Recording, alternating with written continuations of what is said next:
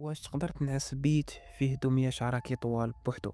اليوم غنعاود لك قصة أوكيكو، الدمية اليابانية اللي حيرات العلماء. في عام 1918 واحد الشاب سميتو إيكيشي سوزوكي كان في مدينة سابورو وشرا دمية زوينة لختو الصغيرة أوكيكو اللي كان عمرها عامين. البنت فرحات بها بزاف، ومن داك النهار ما بقاتش كتفارقها، كانت كتنعس معاها وتلعب معاها وسماتها على سميتها أوكيكو.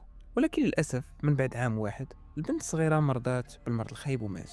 العائلة ديالها حزنوا عليها بزاف وقرروا يحطوا الدمية ديالها في واحد المذبح صغير في الدار، البلاصة كيديروا فيها الذكريات والصور باش يبقاو يتفكروها. من بعد مدة العائلة لاحظت شي حاجة في شكل مستحيلة. الدمية كانت عندها قصة شعر قصيرة، ولكن العائلة شافوا بلا الشعر طوال ووصل حتى لكتافها. العائلة تيقوا بلو الروح ديال بنتهم وكيكو سكنات في وسط ديك الدمية حيت كانت عزيزة عليها بزاف. في عام 1938 العائلة اضطرت ترحل من المنطقة وقرروا يعطيو الدمية لمعبد سميتو مانينجي في جزيرة هوكايدو، وعاودوا للرهبان القصة ديالها. الرهبان في المعبد بقاو مراقبين الدمية لسنوات واكدوا فعلا باللي الشعر كيطول باستمرار، وكانوا كيقطعوا الشعر ديال الدمية كل عام ملي كيوصل لركابها وكيعاود يرجع يطول عاوتاني. كتقول التقارير باللي في السبعينات تخادت عينات من الشعر ديال الدمية وتحلات في مختبرات يابانية. النتيجة كانت صادمة، الشعر هو شعر بشري ديال طفلة حقيقية ماشي خيوط صناعية، والأغرب هو أنه كينبت من وسط الراس ديال الدمية